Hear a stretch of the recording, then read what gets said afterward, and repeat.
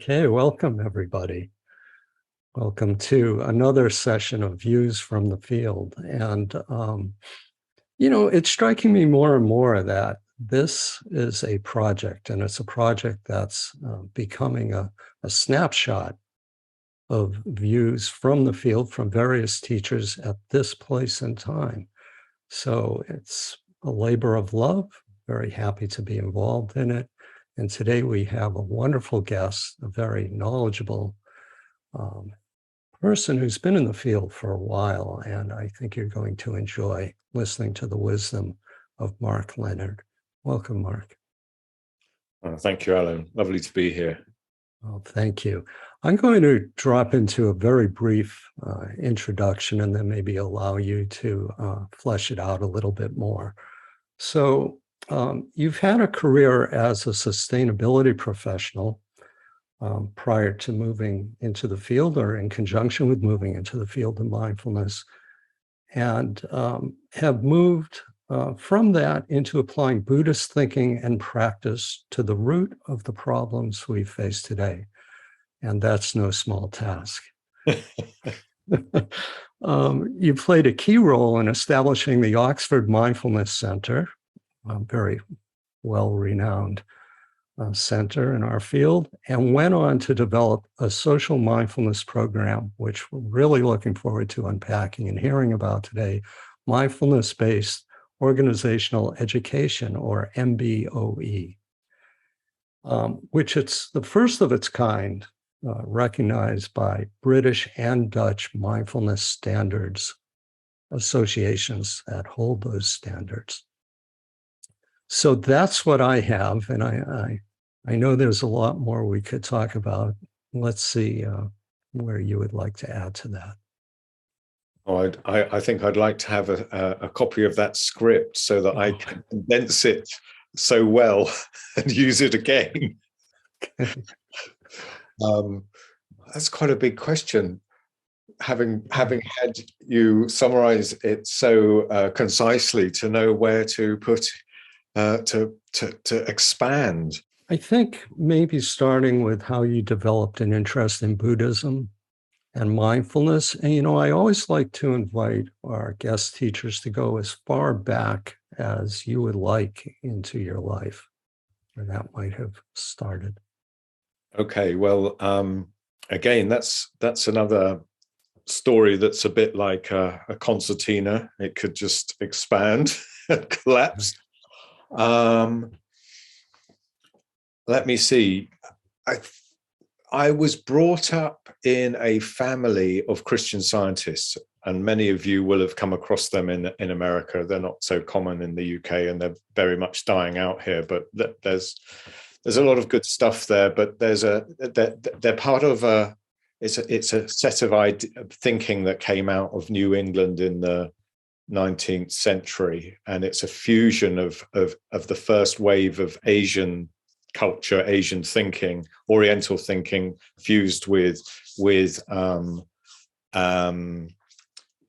puritanical thinking, in a nutshell. So it's got a lot of similarities with what we would be familiar with if we've looked into the Buddhist tradition of Brahmanism, of a sort of substrate of reality that is spiritual and some kind of consciousness or mind, and out of which we emerge, and then we have our delusions that cause us difficulty. So it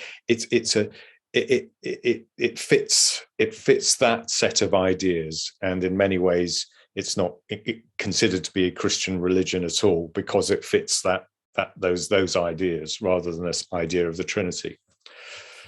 But that left me with some big questions in life, because reality it's very hard to see how everything arises out of this thing called mind. Where is it? And to cut a long story short, through looking at reading about different religions, different ways of thinking, different traditions, from a wide wider cross spectrum as you can think of, but trying to go back to original sources. I came to be more and more interested in Buddhist philosophy, and more the philosophy that comes out of the later tradition, because it's specifically designed to challenge or deconstruct the idea of philosophical idealism or eternalism, as it's described, of an eternal reality out of which everything arises. So so that's really how my interest in Buddhism arose, as a way of resolving the philosophical difficulty of coming to terms with this idea of matter or mind. Which is it? Which is real and which is not real? Does everything arise from mind, or does everything arise from matter? Both of these don't make sense, and that for one reason or other, this was a question that troubled me greatly. But increasingly found a way of understanding this with Buddhist thinking. And I was more and more, really more interested in the later Buddhist thinking, because it had a much more structured philosophical approach than what we know of mainly from the early Buddhist tradition, and that's partly because it developed in a Sanskrit culture, where there was an ongoing discussion with challenging the Brahminist thinking. The Buddha was just going, he was using a vernacular language to escape all of that problem. But the later Buddhism went into this more systematically. But I was also interested in the later Buddhism because it combined this idea of wisdom that comes from this philosophical understanding with the development of unconditional compassion, which has a very, resonated with me, coming from this kind of Christian approach, rather than what I saw in the way in which early Buddhism had become influential in the West as being a little bit psychological and possibly not, from my point of view, a little bit nihilistic. So that's where my interest focused on the philosophical aspects that are really taught really in the Dalai Lama's tradition, and the meditation practices that come out of the yogic schools of Tibetan Buddhism. Recently, interestingly enough, there were no coincidences. I was posed a question by another teacher that we have, and I answered it in this way, and I'd like to know your thoughts on it. So I'm going to read my answer and try and paraphrase it a little bit as I go. There is an issue with looking at mindfulness outside the context of the entirety of Buddhist philosophy or any contemplative tradition or religion that teaches empathy and compassion, even if it is fierce. Mindfulness for Buddhists is part of a path of liberation. It holds a practitioner to the ethics of the Eightfold Path, and in other religions or traditions, it might be the Ten Commandments, etc. It is not about emptying the mind or simply attention training. It is making choices with wisdom and discernment, choices made with an awareness held in a framework of ethics on a path of waking up or liberation from suffering. So I'm wondering what your views, if you could take all that in. I'm very, very familiar with the overall question. Yeah. And to cut a long story short, that's why I've done what I've done with my approach to finding a way of combining this element that I did, combining the idea of mindfulness with this word social, yeah. so that brings in the relational aspects explicitly. That this is, and that's what I brought into the guided practice. It's how do we use this capacity to be aware of our thoughts and emotions and feelings, our embodied process, in relationship to the way in which we construct experience with others. And from my point of view, that's the way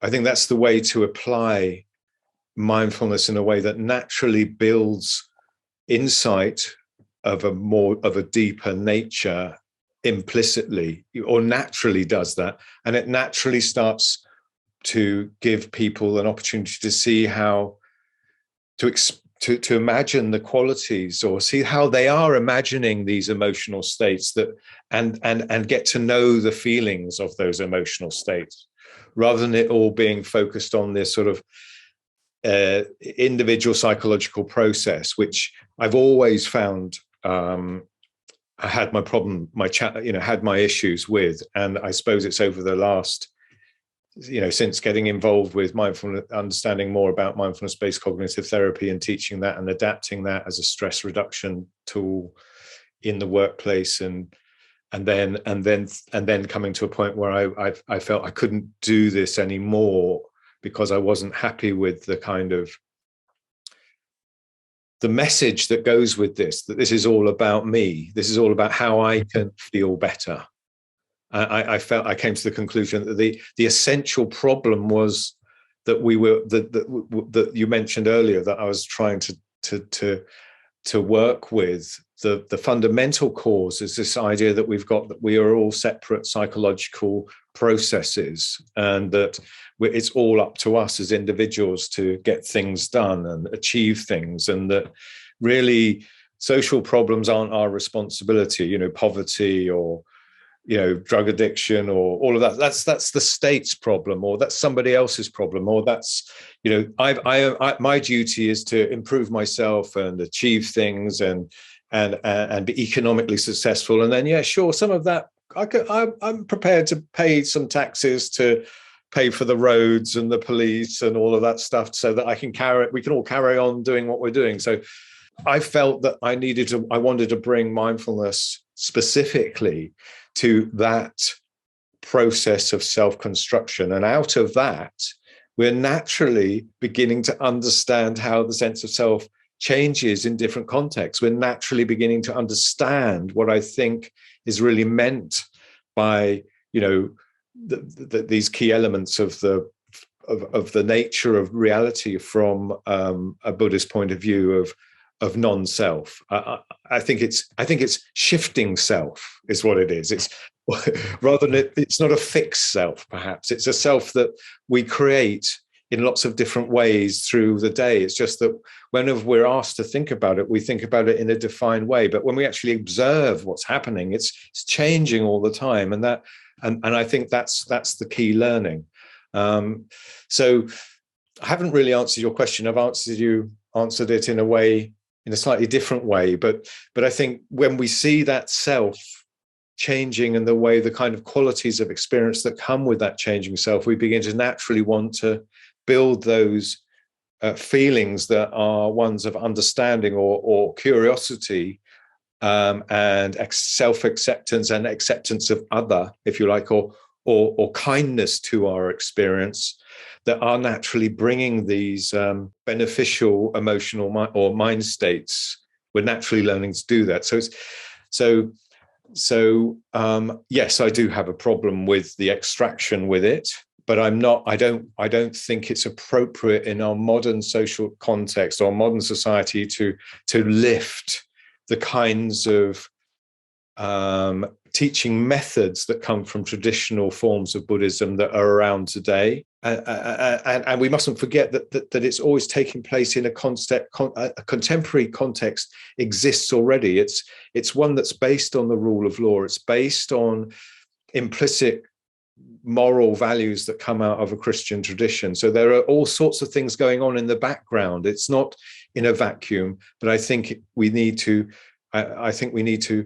be more intentional with the way that we focus it. And I think we can do that without fear of kind of trying to turn it into a modern Buddhism. I think we can understand all of that in a completely contemporary, how should I put it, secular context, and still get the richness out of it if we start to think more creatively about applying this thing called whatever we want to call it, mindfulness, I suppose. Yeah, it's really important to build on what we have, and how culture, how Western society, how mindfulness has emerged as a contemplative practice and build on that. And that's a huge step in the right direction. But I think it's a step, it's one step. So it's where do we take this? Where do we take the next step that I think is important? And how do we bring people to see that who haven't meditated before and maybe getting caught up in some other form of a lighter version of, or an adapted version that doesn't hold true to what you're speaking towards? My personal view is to not stress too much the centrality of meditation practice itself, as just being, okay, guys, we're just going to think about this for a few minutes, because this is really useful if we're like trying to work together in an organization, because, when we get frustrated with people and dealing with conflict, is it possible to be a little bit more flexible about how we see these situations and see ourselves, and so that we might be able to bring a bit more understanding and build more trusting relationships that enable us to resolve difficult problems and maybe work together more effectively?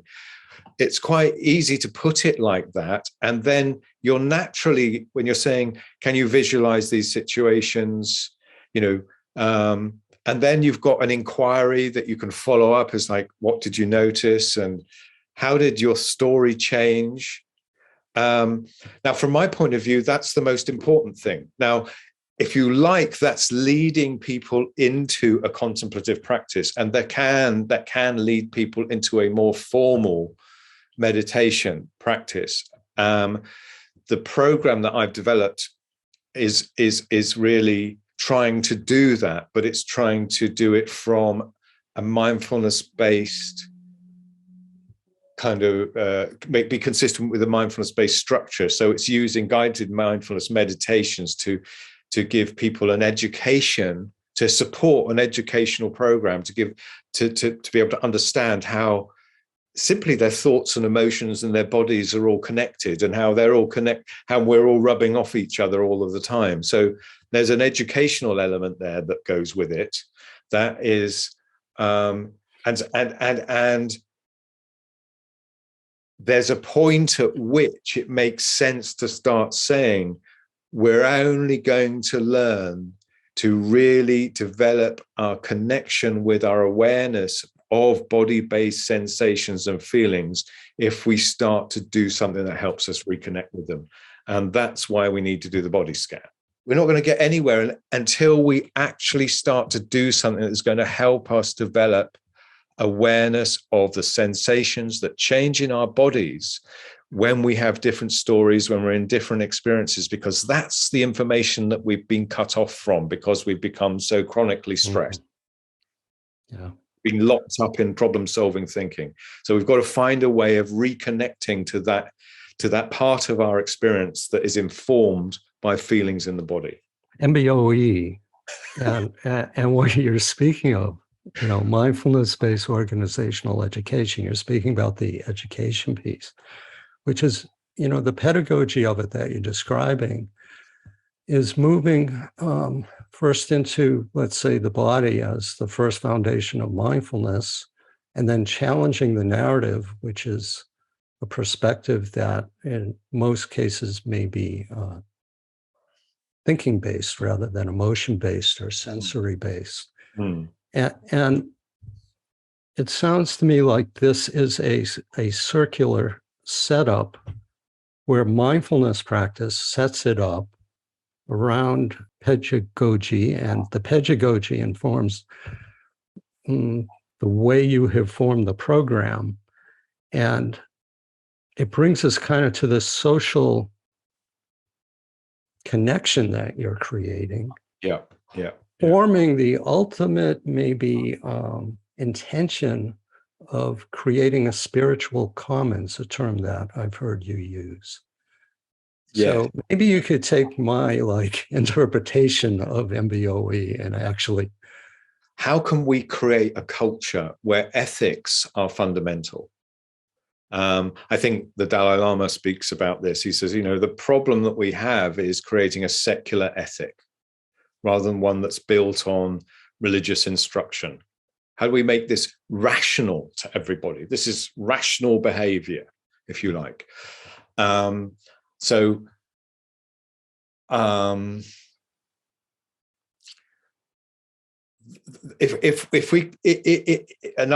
aspect of this is that when we look at contemplative practice in traditions, it always takes place within communities. I mean, there's a piece of the from the suttas that I always think is just really important to remember, and that is when Ananda asks the Buddha, surely, Lord, half of the path is honorable friendship. And Ananda and the Buddha responds, Ananda, do not say this. The whole of the path is honorable friendship. And it's through honorable friendship that we develop all of the faculties that enable us to move on the path. I mean, he says it's all the whole path in a number of ways. Whereas for one reason or another, the capacity to focus attention on sensations in the body in mindfulness meditation has come from another set of ideas that is saying this is the whole of the path. Well, yeah, it's the whole of the path. So is honorable friendship the whole of the path.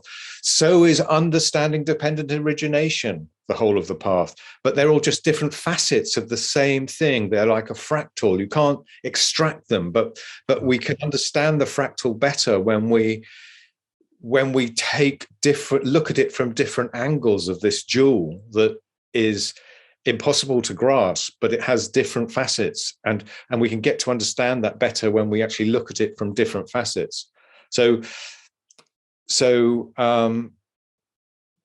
there's that relationality that I think is really important. And in traditions of contemplative practice, you have a spiritual community of renunciates or monks or monastics, and they work together and sort of really work hard to develop their own abilities for kindness and generosity and acceptance and patience and obedience with those around them. It's not easy. I think any monk will tell you that the hardest part of being a monk is the other monks. Or nun, the same thing. It's spiritual communities are hard work. I mean, communities are hard work. But it's it's that work that then enables people to then, in that spiritual community, to go out into the world and be examples to others to create a better society. That's beginning to create an understanding of the culture that we need to bring into our lives today in modern society, to shift from a culture that is essentially one that's built on spreadsheets and saying, well, if it's not profitable, we don't go there. It's and which is more profitable. We've got to start with which is more life affirming, and is that practical rather than the other way around. So we've got to build a culture, and I guess that culture is part of this, is an aspect of the spiritual commons that I'm talking about. So it's a commonality, and the idea of the spiritual commons comes from the idea. It's the other side of the coin of the idea of what comes from common access resources, which comes into a model of how we share resources and what's called the tragedy of the commons. When you have a common access resource and you don't regulate access to that, it becomes degraded and it dies. It comes from the idea of everybody in the village sharing the common land and putting their pigs on it. Everyone puts more pigs on. In the end, there's nothing left. No pigs can survive. So everyone's got to limit the number of pigs they put on that land, or livestock. And they've got to agree about that in the community. How many we're going to let everybody put on here? And that's got to be agreed. So that's the commons of utility. And modern society has built on how we allocate or arrange who has rights on the commons of utility. In the end, the marketplace is a commons of utility, but some people have got more power in it than others. We have systems to organize that. But if you look at the way society evolved, it didn't perhaps evolve like that. There's as much to do with people coming together in community around sacred practices, around festivals, that where there would be, a religious event, what we would think of as religious events. And society was as much arranged around those sets of beliefs and practices that held society together and governed the way people interacted with each other in a way that enabled them to maintain cohesion as a society, as it was to do with how they organized their access to and exploit or share the resources that they had. So that's what I mean by the spiritual commons. How do we reclaim it? And I think bringing mindfulness into this social sphere in groups, in communities, is a step in that direction to build a culture that has a form of practice or contemplative experience around mindfulness meditation practice itself, in community and connections that come out of that, to build a culture that then can extend into wider society. I think we probably in the end have to find a more accessible thing for a lot of people. There's a nice story in Jack Cornfield's Path with a Heart where his teacher is doing some rituals for the harvest, and Jack Cornfield asks his teacher, said, well, why are you doing these rituals, this kind of hocus pocus stuff, when you're telling us to not do all of that? And the teacher says, well, you have to give the people what they need. So there has to be something, I think, in the end that is part of a symbolic process that brings people together without necessarily thinking that everybody's got to practice mindfulness meditation. So how does MBOE play a role? I see it very much as this stepping stone as mindfulness meditation practice, which is understood in a great variety of ways. But if we think about this as something that has emerged in the 20th century, that came out of a particular approach that was developed in Burma, again, in this case for political reasons, to make the Dhamma accessible to lay teachers when under colonial rule of the British, the Sangha was falling to bits and the royal court was crumbling. The identity of Burmese was falling to bits. So this is when it was something that was made a fast track for lay teachers to use to become the guardians of Burmese Buddhist identity, and that sort of translated into a psychological self-help thing that moved into sort of contemporary Buddhism, contemporary insight meditation approach, and then into a fusion of Zen and insight meditation practice that had come out of Southeast Asia into mindfulness-based stress reduction, and then became more kind of refined, if you like, as a cognitive thing in mindfulness-based cognitive therapy, as a psychological process, and really value neutral, whereas there's lots of implicit stuff going on in MBSR. In MBCT, it had to be a clinical practice, a clinical process. So, but from that made it pure. That made it kind of completely comprehensible, but by secular society, and so that's kind of a bridgehead into wider society. And so I'm trying to build on that evidence-based construction of mindfulness into something that then builds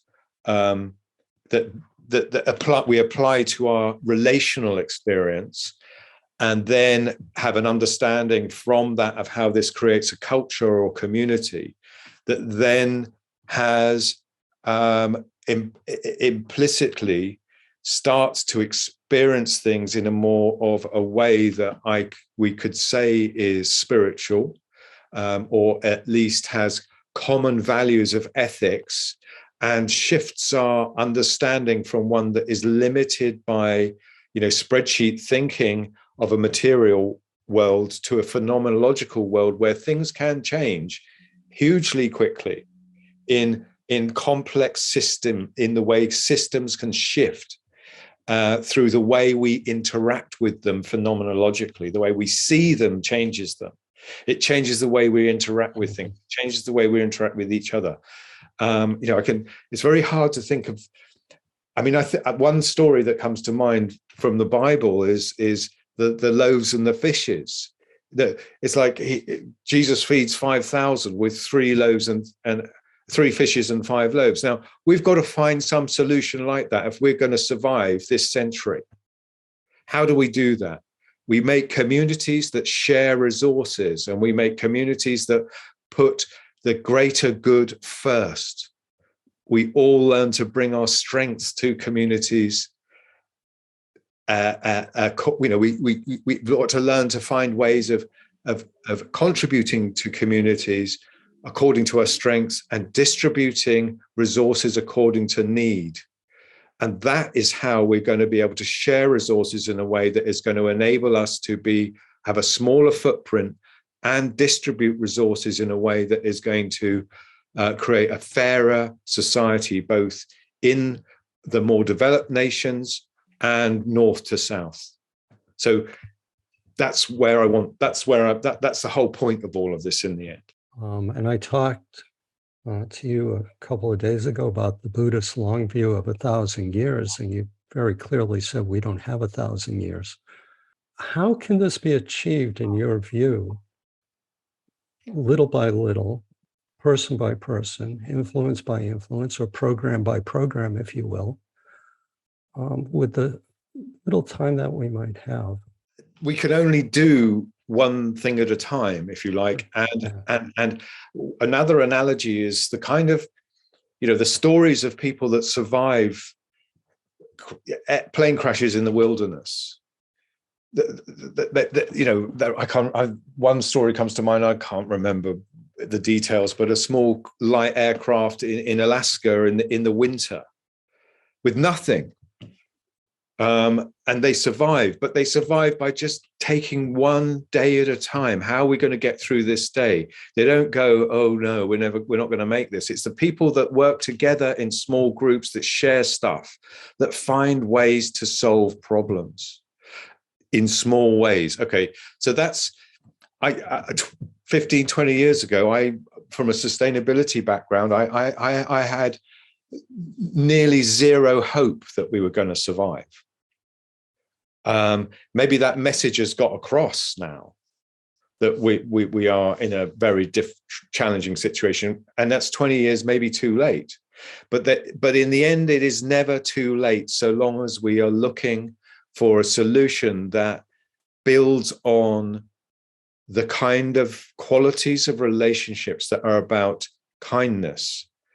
And I'm not even going to say hope, but kindness gives us meaning and gives us the kind of things that make miracles. Now, I don't know how these things are going to work, but I can tell you what I've done. And that is to take that step and saying, what could work? Maybe something from the Buddhist tradition that I understand, if we could make it accessible to a wide enough population, could do something. Then the Oxford Mindfulness Centre comes along. I help to establish that. Then I kind of think, how am I going to make this work in the workplace? Evolve something that's more useful in the workplace, and learn things about how to teach it in a way that seems to be, what I learned there was that it was the social process that was more important, probably, and developing a language that people could use to understand their own emotions and their experience. And maybe building relationships where they learn to listen to each other or describe their experience to each other. And that changed the culture in people, in veterinary practices. And then, carrying on. And then I managed to get this opportunity to create a new program, because I decided I didn't want to do stress reduction anymore. I wanted to do something that was explicitly about change in organizations or developing communities, or was, explicitly about social change. I thought, well, I'm going to go for this. I've never done anything else here apart from go for the impossible, and I'm not going to stop now. So, and then out of the blue, I was offered to do this program in a hospital, which was discussed, and it was going to be more explicitly about creating a culture of well-being, as well as, helping people to manage their own stress. But how do we create a culture where people communicate, work together better? And so I could evolve something that I could say was an organizational program, and I could get away with it. And I also said, right, I'll do twice as many classes for you, or already done them at a cut price, but I'll do another set of classes for you, another 3 sets of classes, if you'll agree to run a trial. It must have cost them, many tens into the £100,000 to take people out of surgeries, to shut them down, to go through this program.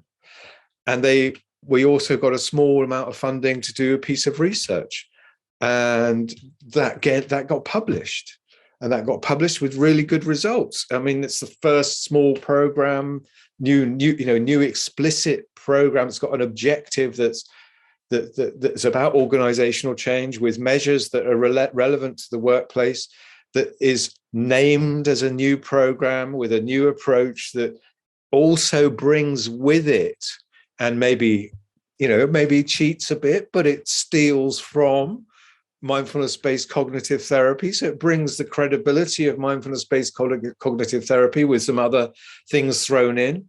There's a good quote from Pablo Picasso. He says, a bad artist borrows, a good artist steals. So maybe I stole that stuff and then added stuff that I wanted to put in there, and pretended it had this provenance. Sure, I don't care. I'm just trying to do, if you like, I'm trying to get something done out of this. And then put the notes down in a book, self-published it, sent it to people. People started buying it, sold a few copies. And then the Dutch Mindfulness Teachers Association asked me to do a keynote for their AGM. That didn't happen because of COVID. So I did a webinar. And as a result of the webinar, they said, would you be interested in submitting your program for scrutiny? Because we're looking at how we can expand the range of mindfulness-based programs with the British in a sort of international task force. So I said, yeah, sure, totally up for that. And 6 months, 9 months later, they agree through a long process of conversations, to make sure that it's going to be, that they can call it something that isn't going to totally undermine the whole idea of what mindfulness is from mainly a clinical perspective of what makes a mindfulness program. They come up with a new category of a new class of mindfulness programs called moderated low-dose mindfulness-based program. And so it's recognized, and now there's interest spreading across Europe. There's the notes have been translated. There's an edition in Italian coming out of the notes. It's been translated into French. There's an Arabic translation underway, and there are translations in half a dozen other languages, including Chinese in the pipeline. So, and I'm not saying we're going to survive this century as a species, but I'm a lot more hopeful. At least I've had fun over the last 20 years. I've had something meaningful to do. And I'm a lot more hopeful because I've seen time and time again opportunities fall out of the sky, out of nowhere. Mm-hmm. And now we're in a position. I mean, there are other things opening up. I just happened to write to someone that I heard on the radio that's a big entrepreneur, philanthropist, just saying, I really like what you heard. And you're saying exactly what I'm talking about. And this is the other thing. It's explicitly about trying to help us understand the way we construct self and other. And that is at the root of human behavior. It's the root of understanding why what's behind problems with racism. It's the root of what's behind conflict. And until we explicitly start to get people to understand how we do this, we're not actually going to be able to see these implicit forms of bias that are creating conflict, that create social injustice. So it's got that explicit aspect to it. Anyway, this guy was talking on the radio about one of his initiatives to get kids to talk to each other, and understand each other from different cultures, and about their identity and how they create self and other. And I just thought, he's talking about exactly the same thing. I'll just write send an email saying, this is what I'm doing. It's great. It's getting really a lot of interest. 10 days later, I get an email back saying so-and-so has asked me to pass this information on to let you know he's passed it on to his philanthropy team. I mean, who knows whether something will come out of it, but it could do. Something like that will drop out of the sky. Something will make it big. But if it doesn't matter, because there are lots of people that believe in it and they are doing it. They've done the translations. They've paid for the publishing of it. You know, sooner or later, there's going to be a way that gets to the next stage. So that's how you get to feed 5,000 with 3 fish and 5 loaves. Well, that's very hopeful. Thank you. And how, if you wanted to be trained in teaching MBOE, would you go about that? First thing is, you can either buy the book, or if you can't get hold of it in America, I'll send you an electronic copy, so long as you don't share it with everybody, because, you know, there's some money involved in selling the book. You know, that's another thing. That's another subject. It'd be great to have a supplier in North America. But so, you know, there's 60 pages. You can read. I'm sure you can read that in an hour or two, no problem. I've put together a little narrated presentation, which is, I don't know, it's 45 minutes, half an hour, 45 minutes, that just presents the course material. So you get an idea of the course material. And then what I'm doing is running kind of, about 3-hour workshops where I talk about, or a few people meet each other, talk about why they want to do this, build a kind of network. And then I just go through what I think are the key principles of the pedagogy. And then I say, right, now, if you want to go and do this, go and find a client or a community or a group of people or even a group of teachers. You teach it and I'll tutor you. Okay, so it's that simple. I mean, for people that have got a good training in teaching mindfulness, it's as simple as that. But there's going to be a hell of a lot of mindfulness teachers out there that go, yeah, I'm up for that. Mm-hmm.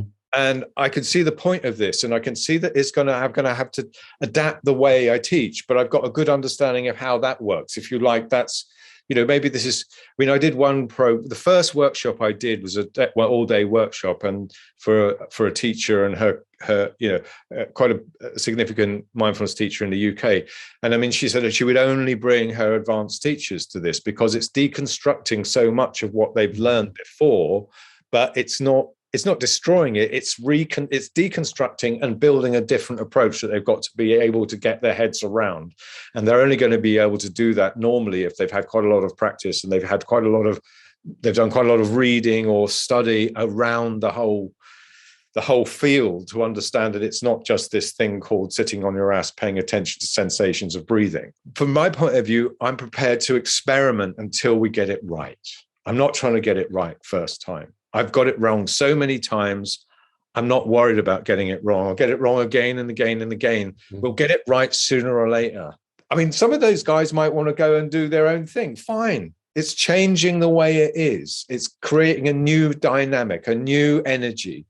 If that's all it does, that's great. But in the end, power is going to happen when people come together and create a collective identity and say, this is what we do. We teach mindfulness-based organizational education, and we can adapt the pedagogy as a social mindfulness, program according to the needs of the client audience. In the same way that MBSR has been quite adapted in lots of different ways. And in the end, you've developed from those skills, from what you've learned in MBSR, how do we need to adapt this with people with particular learning difficulties or emotional difficulties? And so it's saying these are a set of principles that are basically, the social interactions that take place in the classroom and the kind of how we can manage those to get people to build an environment of social safety and curiosity and playfulness, how we can build an educational element into that where people can begin to understand how their mind and their body and their thoughts and their feelings are all interconnected with how they see each other. How can we get that theoretical element across? And then how we can use attentional practices, awareness practices to to empower them to put that knowledge into work in their relationships, and ideally in groups where we can deliver this program so we can create a culture in a community or a team or an organization. It's a very open approach. Yet it's a very disruptive approach to some in cases, I would think, as people kind of in our field, and I'm really curious about your thoughts about this, in their own right of moving into teaching how to let go of self and other, create within the field a real solid sense of self and other within our institutions, within our organizations, within our programs that are in some way in competition to keep their own lights on, so to speak. So how do you view as from a field, here's that Webb telescope question or 40,000 foot view question of from our own field, how can we embrace letting go of what I just spoke about? The simple answer to this question is, and I understand it's a big one. I've had to confront that in myself as someone that identifies and identified as a Buddhist, moving into the Oxford Mindfulness Centre. Who are these people? They don't know what the hell they're talking about. They're a bunch of neophytes. They're a bunch of nihilists, behaviorists, and they're kind of, they've got all this power and money and stuff, and they're telling me how it should be done. Okay, I had to let go of being a Buddhist to do that. And I had to look and see what is it that I can see that is going to work here. I had to be, and it worked. I could see huge benefits coming out of that, but I did slowly, for various reasons, begin to have my questions after I'd gone through that process. And then I realized that, I could see these identity issues and property issues coming out of all of these different domains of, mindfulness-based cognitive therapy and the cognitive therapists, and the mindfulness-based stress reduction and the mindfulness-based blah, blah, blah groups. This is, and it's like, I'm just going to get on with my own stuff. I don't care, is what I said. What is the reason for what I'm doing? The reason is because I want to see my son and my grandson survive. I want to leave. I want something that is going, I want to do whatever I can, if it's the tiniest thing that contributes to survival of my offspring and other human beings on this planet. Who gives a monkeys who it is or which identity it is? That's all that counts. I'd like to close with asking you about the Sufi teacher who you've recently visited, and maybe if you have a story or two about that. Oh, yeah. Yeah. So I guess I met over LinkedIn because I've, a lot of networking on LinkedIn, and that's really how I've managed to build my network, if you like. Developed a friendship with a clinical psychologist from Morocco, and then when I got this recognition from the British and the Dutch standards boards, I just kind of who might be interested in this idea, So I contacted people. I put some posts up on LinkedIn and stuff, and slowly started to spread the word. And I just asked her, is this something you're interested in? And she says, yeah, sure. I'm totally. She jumped at the opportunity.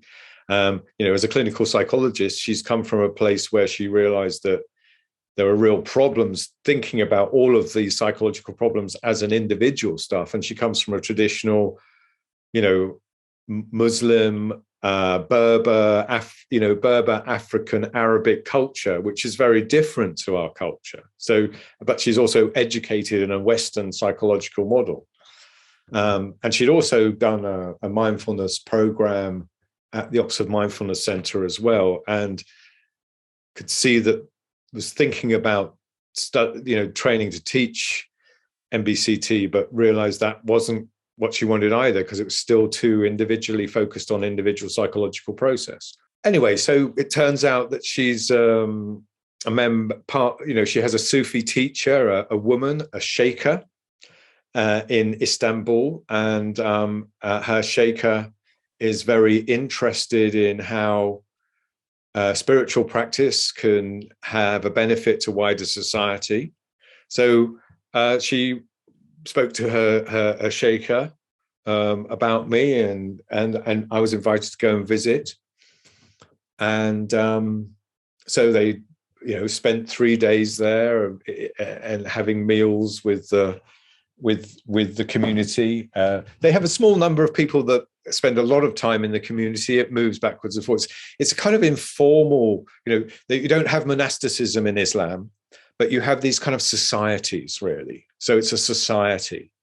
And people come and spend time in the house preparing food, working in a small community, maybe to events, and then on, every weekend they have a ritual. They play their music, or they practice their music in an orchestra. They have their whirling dancing and their chanting as all part of the ritual, which is the kind of big event that tourists go and pay to watch these things. This is much more low key, but the woman serving us at the table, we're quite formal to start with, very polite. This is a very respected spiritual teacher sitting at the head of the table, and it's me trying to not make it to say something inappropriate or do something inappropriate, and we're being served at the table with this beautiful food that has been prepared with so much love and care by people in the kitchen. We're being served by someone that is a university lecturer in architecture, and she's serving with the most humility that you can possibly imagine, and tendance, and without being imposing of your needs. And that's the point. The real training is going on in community, in humility, patience, service, obedience, kindness, generosity. That's where the work is taking place. At the end of the week where they have their ritual, it's a party. I don't know if any of you have ever been to a Tibetan empowerment.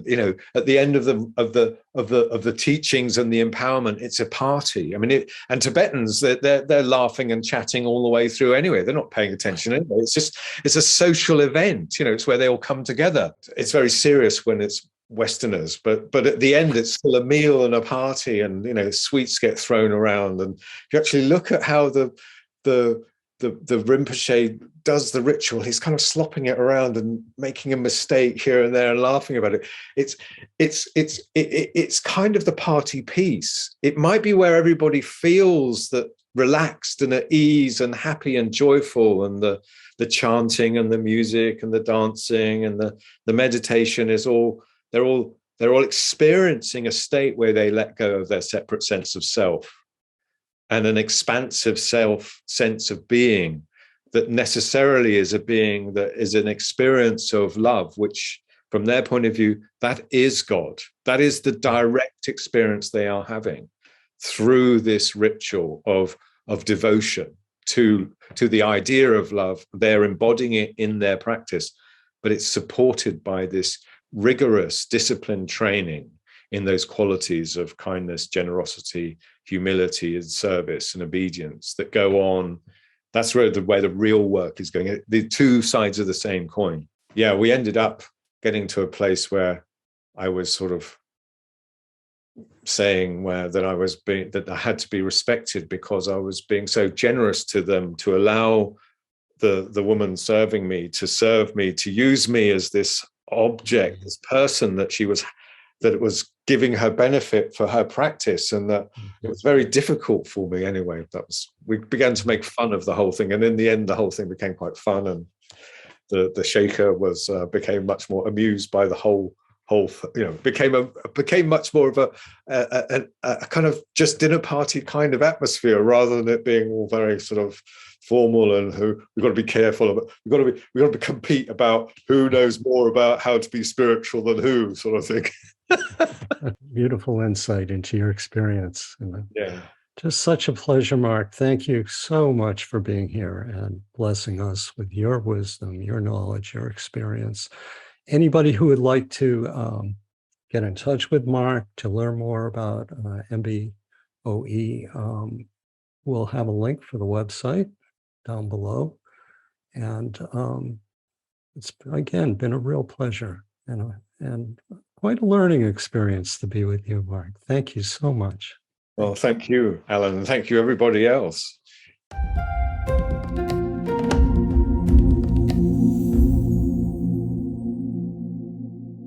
Click down below to join our Mindfulness Teacher Community Network on Facebook, where you are invited to post and share.